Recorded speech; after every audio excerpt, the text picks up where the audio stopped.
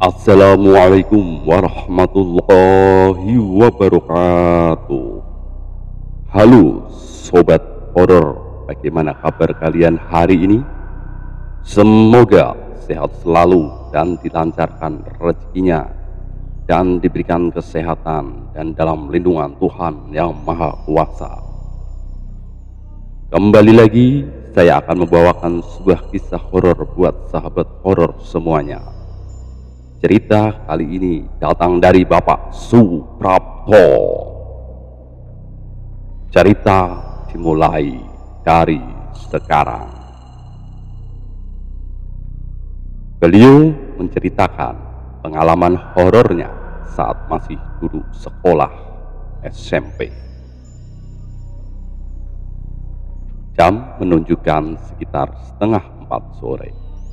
Ketika aku masih beristirahat di kamar setelah pulang sekolah. Suara ketukan memaksa aku harus bangkit dari ranjangku dan membuka pintu. Terlihat ibu sudah di depan pintu sambil berkata, "Le, ibu minta tolong, ambilkan beras di selepan Pak Parno. Bapakmu belum pulang dari sawah." Kemudian memberikan uang 10.000. "Nggih Bu," jawabku. Kemudian berangkatlah aku menuju selepan atau tempat penggilingan padi di ujung barat desa. Butuh 30 menit berjalan kaki untuk ke sana.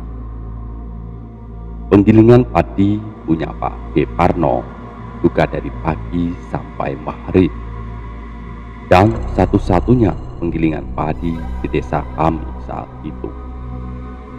Dia termasuk orang kaya dan juga juragan padi yang selalu membeli padi-padi penduduk kampung. Kadang bekatul yang tidak dibawa juga dibeli oleh Pak D. Parno. Sayangnya sangat jauh dari rumah. Dan jalannya pun begitu sepi, harus melewati rumah kosong milik Mbah Karto yang terkenal angker, apalagi bersebelahan dengan makam. Banyak omongan warga kampung, rumah itu dijadikan sarang demit. Tidak ada yang berani masuk ke sana, bahkan sekedar lewat di malam hari. Katanya juga ada yang pernah melihat kuntilanak duduk di balkon rumah itu sambil menyisir rambut. Entah kenapa rumah sebesar itu dan bagus tidak ada yang berminat membelinya, padahal sudah ditawarkan dengan harga yang sangat murah. Mbah Karto adalah orang kaya di kampung kami. Tiba-tiba meninggal tanpa penyebab. Mereka hanya tinggal berdua bersama istrinya dan tidak punya keturunan. Sepeninggal Mbah Karto, istrinya memilih pulang ke kampung kelahirannya. Banyak cerita miring dari warga untuk Mbah Karto. Menurut mereka, Mbah Karto menganut pesugihan. Setiap istrinya mengandung selalu keguguran. Tapi entahlah itu hanya gosip atau hanya cara menakut-nakuti anak karena tidak mau pulang menjelang maghrib karena keasikan bermain. Baru setengah perjalanan, aku mendengar kawan-kawanku lagi main voli. Salah satu temanku, Yanto, memanggilku. "Prapto, ayo voli dulu," teriaknya dari kejauhan. Aku pun menghampiri mereka dan lupa akan menuju ke penggilingan padi punya Pak D. Parno dan ikutan main voli kala itu. Keasikan bermain voli, terdengarlah tahrim masjid. Aku langsung teringat tujuanku semula. Duh, celaka, sontakku berkata. Yanto menghampiriku dan bertanya, "Kenapa, Prap?" "Aku harus ambil beras di selepan Pak Deparno, Yan." "Waduh, ndang lekas keburu maghrib. Kowe ngliwati kuburan karo rumah Mbah Karto lho. Akeh demite ning kono. Temani ora?" "Gak usah, Yan. Aku wani kok," jawabku. Malu juga jika minta ditemani. Rasa gengsi juga menggelayut benakku. Aku pun langsung berlari-lari kecil. Rumah-rumah yang jaraknya agak jauh dan halaman yang luas seakan memperlambat perjalanan. Alhamdulillah, setelah dekat rumah Mbah Karto dan kuburan sebelahnya, saya mendapati beberapa orang yang pulang dari sawah dan sesekali bertegur sapa. Tempat ku menoleh rumah kosong itu memang terlihat seram. Seram banget rumah Mbah Karto itu sore hari. Pohon rambutan dan mangga yang besar seperti gapura menuju alam lain. Pagar yang karatan dan rumput-rumput tumbuh liar di sekitar menambah suasana, menjadikan kuduk-kudukku merinding. Aku langsung berpaling dan mempercepat jalanku. Setibanya di penggilingan Pak Deparno, sudah mau tutup waktu itu. "Loh, kowe to, Prap? Kok sampai jam segini ambilnya beras?" tanya Pak Deparno. "Maaf Pak De, tadi saya terlena main voli," jawabku. "Ya wes, iki lek ndang go bali, wes arep maghrib," kata Pak Deparno. "Nggih Pak De, matur suwun Pak De," sambil memberikan upah menggiling padi kepada Pak Deparno. Kemudian lekas aku pulang dengan membawa beras. Aku taruh di kepalaku. Aku sunggi waktu itu. Beberapa langkah terdengar suara azan. Azan maghrib telah berkumandang. Aku terus sedikit berlari-lari kecil kembali. Setelah melewati beberapa rumah dan jalan agak sepi dan melewati petegalan, jalan yang remang-remang bikin kudukku berdiri semua.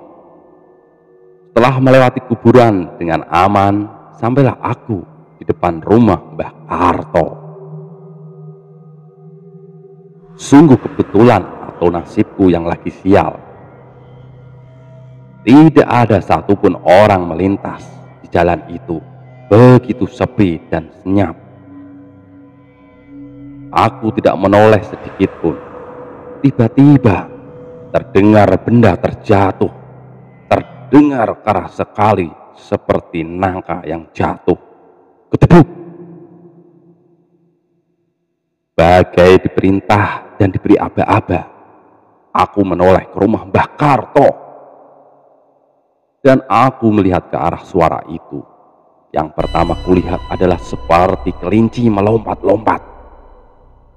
Karena suasana yang senja atau surup yang agak remang, aku kucek-kucek mataku memastikan apa benar itu kelinci. Kelinci itu tiba-tiba memanjang dan memanjang dan jadi panjang sekali sampai ke plafon tingginya yang hampir 3 meteran itu. Ia berbentuk pocong, panjang dan tinggi sekali, melompat menggantung di pohon mangga yang besar di depan rumah Mbah Karto.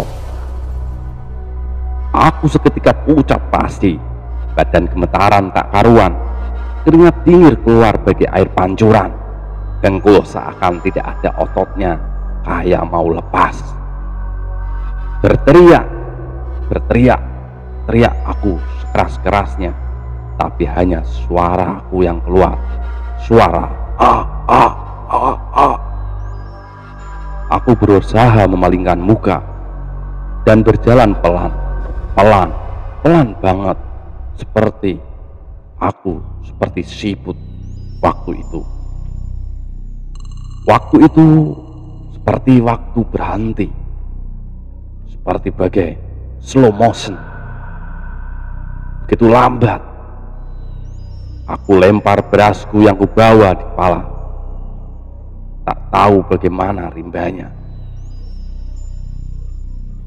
Dan kemudian aku lari sekencang-kencangnya sampai depan rumahku tanpa mengucapkan salam.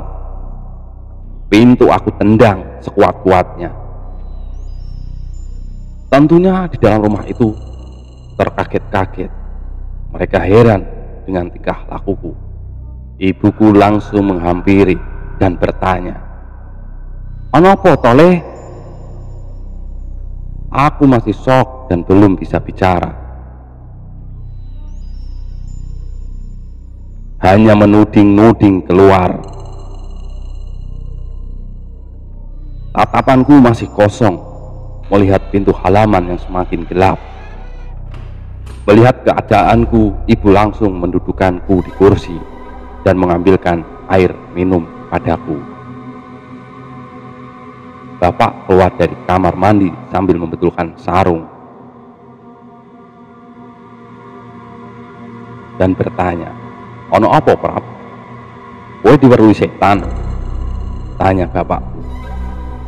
Aku hanya mengangguk dengan lemah dan lesu. Bapakku berkata kembali, "Mulakno, kalau pergi itu doa dulu dan tahu waktu. Maghrib kuwi ojo keluyuran.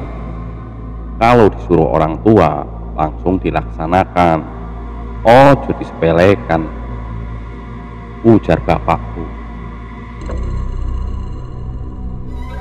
Aku hanya terdiam, ucap fasih, menundukkan kepala. "Lah, berhasil ndi, Pap?" tanya bapakku. "Kowe tinggal." Aku hanya mengangguk pelan dan lemah. Bapakku hanya geleng-geleng dan kemudian keluar, entah ke musola atau mengambil beras itu. Aku sudah tidak herokan lagi. Ibu hanya mengelus-elus kepalaku dan aku masih bernafas ngos-ngosan. Dan ibuku menyuruhku lekas mandi dan sholat. Dan itulah menjadi pengalaman terseram dalam hidupku. Setelah itu aku tidak pernah keluar setelah menjelang maghrib ataupun setelah maghrib. Selesai.